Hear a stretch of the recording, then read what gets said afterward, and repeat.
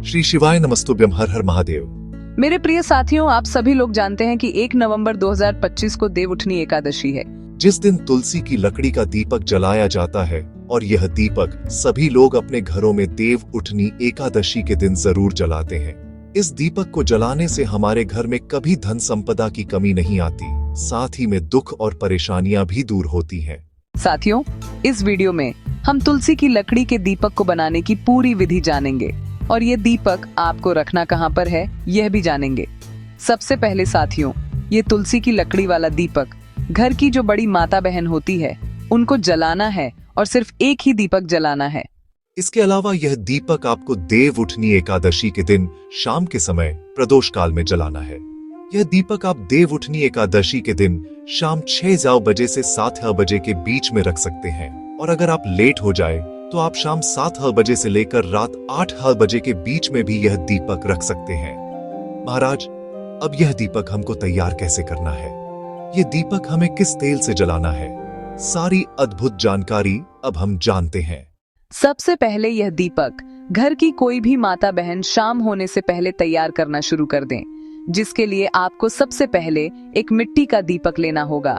मिट्टी का नया दीपक ना हो तो आप पुराने दीपक को धोकर उसे इस्तेमाल कर सकते हैं, अन्यथा आप एक आटे का दीपक तैयार करें और उसे दीप दान करें। अब जैसे ही हम दीपक ले लेते हैं, अब यहाँ पर सबसे जरूरी चीज आती है कि हमें तुलसी की लकड़ी की बत्ती कैसे तैयार करना है। तो इस दीपक को जलाने के लिए सबसे पहले हमें सूखी हुई तुलसी की लकड़ी की आवश्यकता पड़ेगी, इसलिए आपके पास सूखी हुई तुलसी की लकड़ी होना जरूरी है। मेरे प्रिय साथियों, सूखी हुई तुलसी की लकड़ी को आप इतना साइज में तोड़ लें कि वह आपके दीपक के अंदर रखा जाए। मेरे प्रिय साथियों, अभी यह तुलसी की लकड़ी सीधा हम दीपक के अंदर नहीं रख सकते, क्योंकि अगर आप ऐसे दीपक जलाएंगे तो वह दीपक नहीं जलेगा। तो इसके लिए सबसे पहले आपने जो तुलसी की लकड़ी तोड़ी हुई है उस लकड़ी के ऊपर हमें मौली लपेटना है, जिसकी मदद से तेल या घी उससे होते हुए बत्ती को जलाएगा। साथियों, आप चाहे तो मौली ले सकते हैं और रुई का इस्तेमाल भी यहाँ पर कर सकते हैं। तो कोई भी एक चीज लेकर अपनी पूरी सूखी हुई तुलसी की लकड़ी में यह लपेट लें। जैसे अगर आपने तुलसी की लकड़ी में मौली लपेट ली है तो आपकी यह बत्ती तैयार हो जाती है, और इसकी जगह आप लकड़ी में रुई भी लपेट सकते हैं।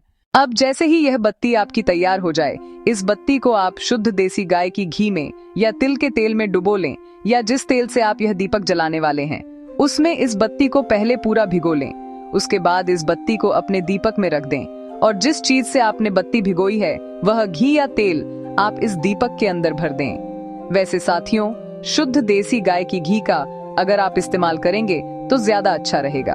अब हमारा यह सूखी हुई तुलसी की लकड़ी वाला दीपक तैयार हो जाता है। साथियों, अब सवाल यह आता है कि यह दीपक हमको रखना कहाँ पर है। तो यह दीपक आप अपने घर के मंदिर में लड्डू गोपाल जी के लिए, कृष्ण जी के लिए, विष्णु जी के लिए रख सकते हैं। अन्यथा आप किसी भी कृष्ण जी के मंदिर में जाकर भी इस दीपक को रख सकते हैं, या आप अपने घर में तुलसी के पौधे के पास में भी यह दीप दान कर सकते हैं। मेरे प्रिय साथियों, अब आप अपना यह दीपक अपनी माचिस से जला लें और देवउठनी एकादशी के दिन जहां पर भी आप यह तुलसी की लकड़ी का दीप दान करना चाहते हैं उस जगह पर शाम के समय पहुंच जाए। अब इस दीपक को अपने सीधे हाथ की हथेली में उठाकर 3 से 5 बार भगवान के सामने आरती की तरह घुमाकर आप इस दीपक को वहीं पर रख दें। अब हाथ जोड़कर आप भगवान से प्रार्थना करें इस दीपक को रखने के बाद में कि यह तुलसी की लकड़ी का दीपक आज हमने जलाया है, आपका आशीर्वाद सदैव हमारे ऊपर, घर परिवार पर बनाए रखना, और हमारे घर में कभी पैसों की समस्या ना आए और दुख और परेशानी भी ना आए। जहां पर भी आपने तुलसी की लकड़ी का दीपक रखा हो वहां पर आपको ऐसी प्रार्थना याद से करना है। बाकी साथियों, मर्जी आपकी है कि आप यह दीपक किस जगह पर रख रहे हैं। आप कोई भी एक जगह पर जाकर इस एक दीपदान को अगर देवउठनी एकादशी के दिन करते हैं तो इससे आपके घर की धन के भंडार भी भर जाएंगे, क्योंकि इस दीपदान को करने से भगवान का हमें बहुत बड़ा आशीर्वाद प्राप्त होता है। साथियों, इस तरीके से आप सूखी हुई तुलसी की लकड़ी वाला दीपक तैयार करना है और इसको देवउठनी एकादशी के दिन जलना है। तो जल्दी से वीडियो को लाइक करके हमारे YouTube चैनल को सब्सक्राइब करें और कमेंट बॉक्स में जय लक्ष्मी माता जरूर लिखें। दोस्तों, ये तमाम जानकारी जनरुचि को ध्यान में रखकर दी जा रही है। ज्योतिष और धर्म के उपाय और सलाहों को अपनी आस्था और विश्वास पर आजमाएं। वीडियो का उद्देश्य मात्र आपको बेहतर सलाह देना है। इस संदर्भ में हम किसी प्रकार का कोई दावा नहीं करते हैं। दोस्तों, वीडियो अच्छी लगी हो तो लाइक और सब्सक्राइब जरूर करें। धन्यवाद।